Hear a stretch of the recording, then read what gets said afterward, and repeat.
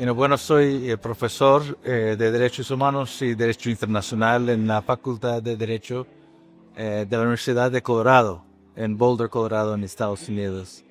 Y ayuda a dirigir un programa de derechos humanos y también de derechos indígenas, donde damos enseñanza en el tema, pero también trabajamos con comunidades indígenas mayormente en Estados Unidos, pero también en otros países. Y yo mismo pues, he trabajado, colaborado bastante con varias comunidades en diferentes partes del mundo, eh, junto con mis investigaciones sobre el tema, pero también junto con mis proyectos de abogacía, de asesoría a los mismos pueblos para defender sus derechos. He colaborado con Naciones Unidas, fui el relator sobre los derechos de los pueblos indígenas por 6 años de Naciones Unidas y en ese puesto lo que hice era promover los derechos de los pueblos indígenas a nivel mundial e intentar resolver las situaciones o intentar contribuir a la resolución de situaciones conflictivas donde sus derechos estaban siendo vulneradas, promover políticas públicas mejoradas para atender a los derechos de los pueblos indígenas. En fin, eso ha sido mi trabajo básicamente durante mi carrera, diferentes proyectos de ese tipo, la investigación, tengo varios libros, artículos sobre los indígenas, derechos humanos, también la docencia, como dije, doy clases en derechos humanos, derecho internacional. Eso es mi trayectoria como profesional, básicamente. Bueno, es una reforma muy importante que impulsa un mayor reconocimiento de la existencia de los pueblos indígenas como parte del Estado americano y promueve un Estado realmente multicultural, multiétnico, uno que representa, un Estado que representa a todos los sectores del país. ¿No? En muchos de los estados americanos, norteamericanos y otras partes del mundo, la realidad indígena ha sido una de exclusión, una que se cree una sociedad, un estado donde los pueblos indígenas son marginados. Lo que hace la reforma al artículo 2 de la Constitución Política Mexicana es promover otro modelo, un modelo realmente de inclusión de los pueblos indígenas, con el reconocimiento de los pueblos indígenas como parte del Estado y la sociedad mexicana y no como algo para sectores marginados. Y eso en términos generales, pero en términos específicos, reconoce los derechos fundamentales de los pueblos indígenas, derechos colectivos, derechos que pertenecen a los pueblos y comunidades como tales, no solamente los derechos de los individuos indígenas, sino los derechos colectivos de los pueblos y comunidades, comenzando con el derecho de existir y el derecho a la libre determinación. La libre determinación en el sentido de poder estar en control de sus propias comunidades, de tomar las decisiones para determinar sus futuros, de poder elaborar o desarrollarse según sus propias prioridades. La libre determinación indígena es algo que es fundamental para los pueblos y comunidades indígenas. También derechos, y con relación a esto, derechos culturales, derechos para mantener los diferentes aspectos de sus culturas, el idioma, las ceremonias, las relaciones espirituales con territorio, con tierras, con lugares sagrados. Eso es otro elemento de la reforma. Es importante para el libre de determinación y para la supervivencia de los pueblos indígenas. Eh, y el mismo reconocimiento de la personalidad jurídica de los pueblos indígenas. Se reconoce que los pueblos y comunidades indígenas eh, eh, son sujetos de derecho público, eso es algo novedoso en el derecho mexicano y también algo que no se encuentra comúnmente en sistemas jurídicos de Latinoamérica o incluso entre otras regiones del mundo. El reconocimiento específico a nivel constitucional de los pueblos indígenas como sujetos de derechos. ¿Qué quiere decir eso?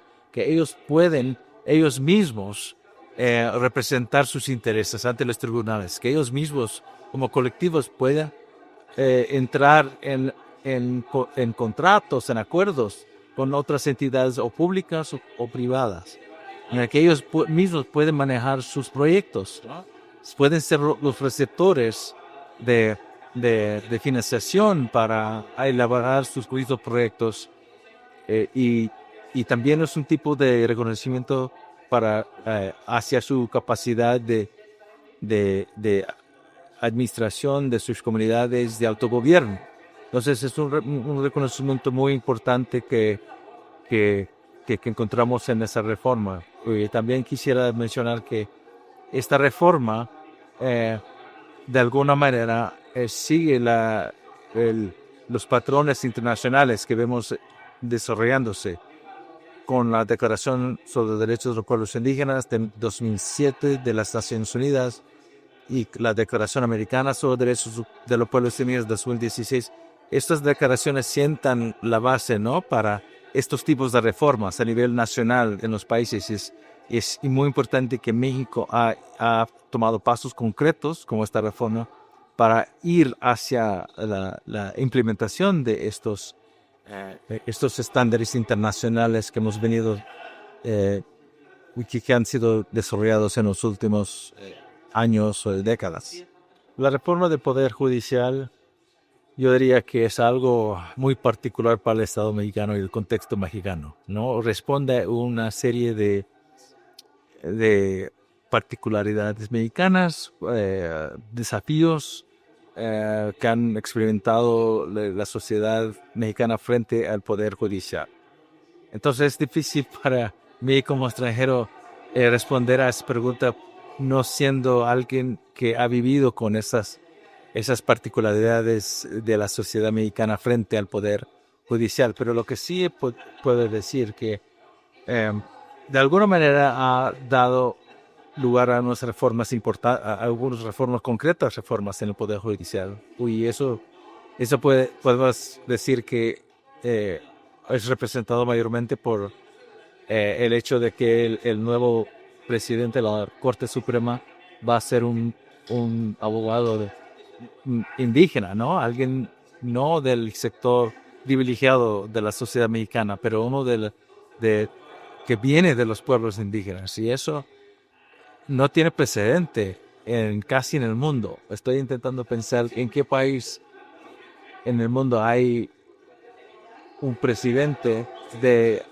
del principal tribunal del país que es de los pueblos indígenas. Entonces eso tiene simbolismo muy importante, pero también creo que va a ayudar a que las voces indígenas y las voces de los intereses de los que no han tenido voz, o los que no han podido estar al frente de la economía, al frente de la política, sus voces podrán ser más atendidas. Bueno, en primer lugar, tiene que haber una conciencia social. Y eso requiere liderazgo por el sector político, por los que están en control del sistema educativo, del sector empresarial mismo también, para fomentar un ambiente social que reconoce la existencia de los pueblos indígenas, que respete a los pueblos indígenas, que tienen conciencia sobre sus derechos, tienen conocimiento sobre sus derechos y que tienen algún interés en la justicia hacia los pueblos indígenas. Es una cuestión de una cultura social a nivel nacional.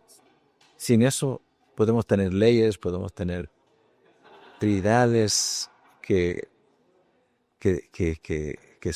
incluyen indígenas, pero sin un nivel de concientización y compromiso social, siempre va a decir que se logre la justicia para los pueblos indígenas.